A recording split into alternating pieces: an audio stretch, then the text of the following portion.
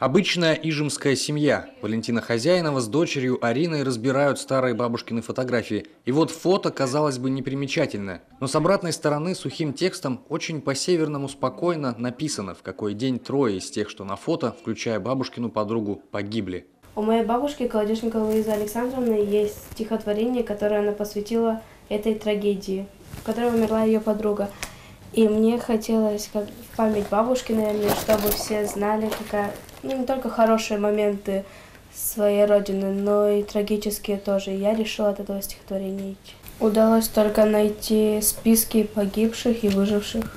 В советской прессе об этом не писали, может, чего-то боялись, а может, на фоне восстановления разоренной войной страны не замечали. Но ижемцы помнят, 25 мая 1948 года, переправляясь по Ижме, погибли 27 человек из Мохчи, Бакура и Сизяпска. Спастись удалось только 11, причем из погибших утонули далеко не все. История, вот это рассказывала нам бабушка ижемская, 93 лет. Она говорит, я, говорит, переправилась на лодке, которая была до этой лодки. Она спешила на работу в лесопункт. И, говорит, эта лодка перевернулась и занесли троих. В том числе у нее брат там был, 18-летний парень. Говорит, троих занесли, а бригадир там был у них в этот лесопункте. И бригадир сказал, посторонним нельзя здесь находиться, сейчас должна прийти комиссия. Давайте быстро выносите их на улицу. Вышли через 2 или 3 часа, а получается у всех троих, значит, на губах была пена.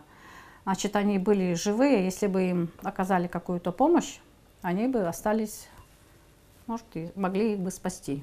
Кропотливая краеведческая работа, поиск родственников погибших в социальных сетях и разговоры со старожилами. Только так теперь можно найти те крупицы информации, которые остались о погибших. Конечно, есть те, у кого родственников не осталось вовсе. Что говорить, из переживших трагедию остался всего один человек. Деревянная лодка 5-тонная была.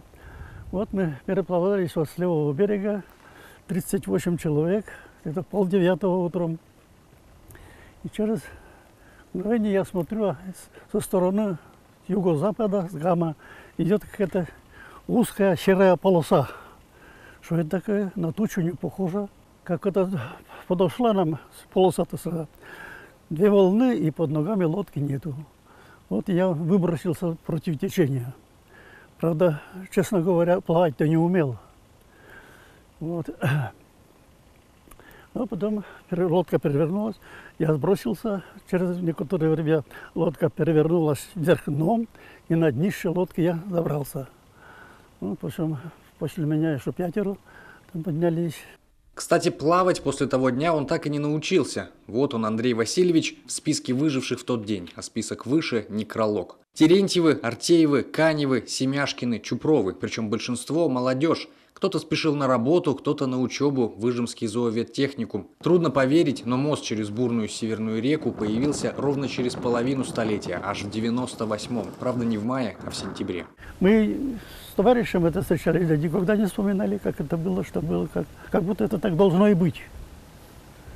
У меня никакого страха не было, хоть и плавать не умел, но спасся. Вот. Потом, после 3 дней, когда стал переезжать на лодке, стали погружать гробы. Вот тогда у меня как будто холодной водой меня сбрызнуло, и с тех пор я воды боюсь.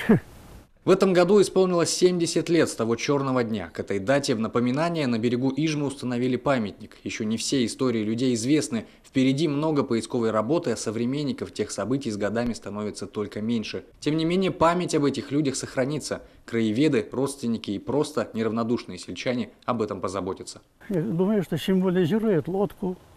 Вот. Тела пошли на дно, а души поднялись вот на небо. Евгений Стокос, Алексей Паршуков, телеканал Юрган, Ижемский район.